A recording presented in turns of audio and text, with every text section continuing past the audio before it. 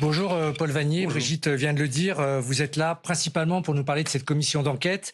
La première question, c'est autour du témoignage de la fille de François Bayrou qui témoigne dans un livre, Le silence de Bétharame, qui regroupe près de 200 aujourd'hui témoignages de victimes. Déjà à propos de son témoignage à elle, elle raconte les violences physiques qu'elle a subies et ajoute à cela qu'elle n'en a jamais parlé à son père. Comment avez-vous, vous, reçu ce témoignage-là, puisque c'est le cœur de l'un des sujets que vous traitez, c'est-à-dire le scandale de Bétharame? C'est un témoignage très fort, très puissant, qui s'ajoute à beaucoup d'autres. Et vous avez raison de rappeler qu'il y a aujourd'hui déjà plus de 200 plaintes qui sont déposées pour dénoncer des crimes qui ont été commis à Bétharame. Ce témoignage, il complète la description d'un véritable enfer, avec des tabassages, des agressions sexuelles, des viols, des tortures même qui ont été conduites contre des enfants. Et puis il y a la relation de la fille et du père. Celle-là, elle ne me concerne pas, elle ne concerne pas la commission d'enquête. L'affaire de famille, elle doit rester entre les Bayrou. L'objet de nos travaux, c'est l'affaire d'État. L'affaire d'État née des mensonges, des dissimulations du Premier ministre qui a, au sujet de Bétharame, beaucoup fait varier sa version des faits. Alors on va en parler justement, puisque à la fois elle dit qu'elle n'a rien dit de ce qu'elle a subi. Pour autant, hier, et vous y participiez lors d'une émission de Mediapart, elle dit que son père lui a confié qu'il était bien intervenu lors d'une instruction. Pour faire simple, en 98, celui qui dirige l'institution Notre-Dame de Bétharame, le père Caricart, est mis en examen pour viol, tentative de viol, mis sous contrôle judiciaire, libéré. Il se suicidera 2 ans après. François Bayrou, jusque-là, a dit qu'il n'était jamais intervenu, malgré les témoignages et d'un enquêteur et du juge d'instruction. C'est quand même, entre nous soit dit, une bombe dans la défense de François Bayrou jusque-là, qui dit « Je n'ai rien su des violences et je ne suis jamais intervenu dans le parcours judiciaire ». Il a menti. Oui, manifestement, les déclarations d'Hélène Perlan, en tout cas, sont fracassantes, puisqu'elles contredisent entièrement la position de François Bayrou, qui, au départ, a affirmé n'avoir jamais été informé, je le cite, de quoi que ce soit de violence, a fortiori de violence sexuelle. Et la fille du Premier ministre nous confirme hier qu'en 1998, alors que François Bayrou a toujours nié cette rencontre, François Bayrou est allé chez le juge d'instruction, le juge Mirande, pour s'instruire du cas du père Caricart, ce violeur en série de Bétharame. Et elle ajoute, autre élément absolument stupéfiant, que François Bayrou, faisant cette démarche, allant voir le juge, a la conscience d'enfreindre le secret de l'instruction, puisque quand il relate cette rencontre à sa fille, il lui dit « garde le secret, je dois absolument ne pas ébruiter cette rencontre parce que le secret de l'instruction est... » Ne le répète surtout pas, j'ai juré d'être dans le secret d'instruction. Voilà ce que François Bayrou a dit à sa fille. C'est ça, donc beaucoup de questions se posent. Il y a les questions sur les mensonges, sur les dissimulations.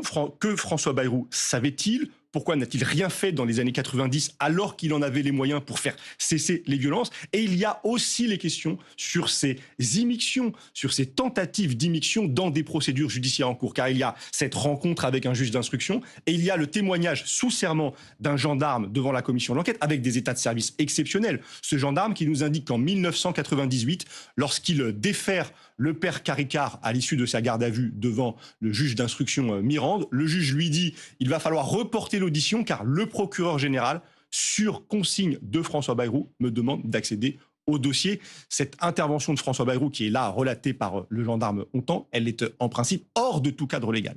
Alors, pour préciser, lorsque vous aviez entendu ce gendarme, le Premier ministre avait dit, vous savez, ce qu'a pu dire un gendarme ou un juge d'instruction à l'époque, ils ont pu se tromper.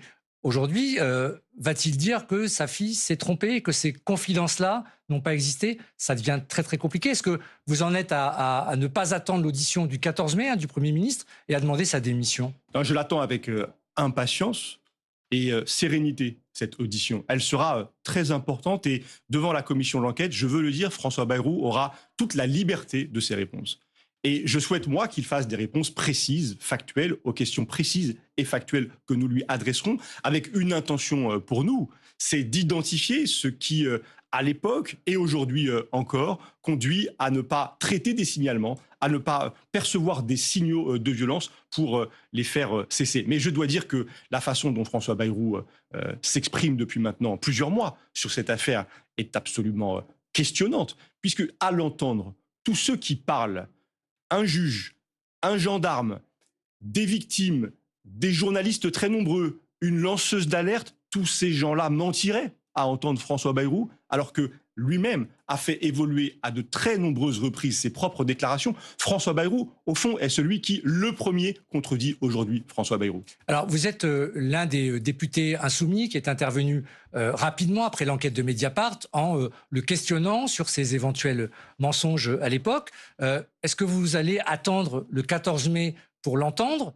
Ou est-ce qu'aujourd'hui, vous l'aviez déjà plus ou moins évoqué avant même que la commission d'enquête ne soit créée, lui demander tout simplement de quitter son poste? Vous parlez ce matin de mensonges à répétition, que tout le monde aurait menti sauf lui. Est-ce que vous, politiquement parlant, vous considérez qu'il peut rester Premier ministre? Je voudrais distinguer deux registres. Je suis un député d'opposition.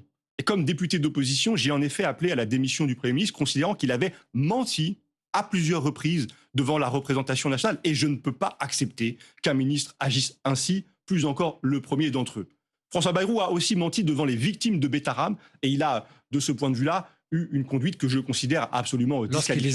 Lorsqu'il les a rencontrés le 15 février dernier à Pau, dans sa mairie. Mais je veux distinguer cette position très claire que je réaffirme sans difficulté devant vous, de député d'opposition, avec aussi ma fonction de co-rapporteur d'une commission d'enquête parlementaire qui travaille sur le fond, qui travaille sur le cas de Betaram, mais qui travaille sur la question de l'ensemble des violences en milieu scolaire, dans tous les établissements scolaires du pays, avec la volonté d'identifier des défaillances, de les corriger pour protéger les enfants demain. Et c'est dans ce cadre-là que le 14 mai, nous entendrons avec Violette Spitbout, ma co-rapporteure, et avec tous les députés qui forment cette commission d'enquête, l'actuel Premier ministre, et que nous aurons une série de questions à lui poser. Donc je veux distinguer les deux registres, mais c'est vrai qu'aujourd'hui, la question de la position du Premier ministre, elle est plus que jamais posée, eu égard aux dernières déclarations d'Hélène Perland, aux déclarations de très nombreuses victimes, à l'ensemble des faits, des éléments qui sont apparus sur la scène publique et qui contredisent entièrement, point par point, toutes les déclarations de François Bayrou.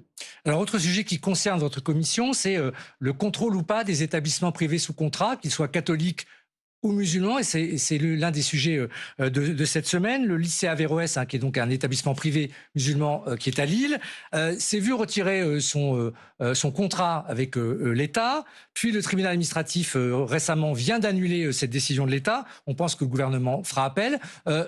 Vous considérez, vous, si j'ai bien compris vos réactions, que les établissements catholiques ne sont pas contrôlés et que celui-ci, parce qu'il est musulman, l'aurait été trop souvent, je crois plus d'une dizaine de reprises? Ce n'est pas un point de vue personnel, c'est un constat.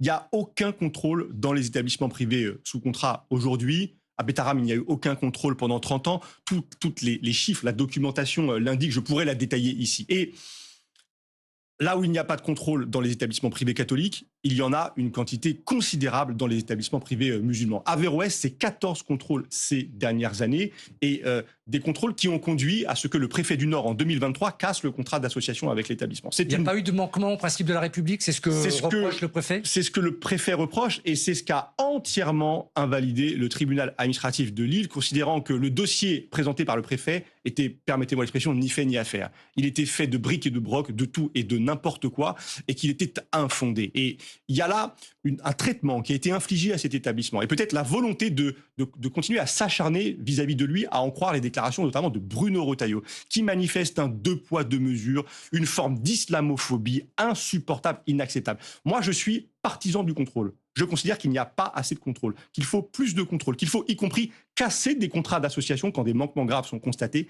Mais je dis que quand on concentre les moyens de contrôle toujours sur les mêmes, toujours sur les musulmans, il manque ailleurs ces moyens jusqu'à mettre en danger des enfants, comme nous l'avons vu à Betaram, à Riomont et dans tant d'autres établissements, malheureusement. Alors on verra si le gouvernement fait effectivement appel. Merci Paul Vannier d'être venu sur France Info ce matin. Merci Serge Siminot, merci Paul Vannier.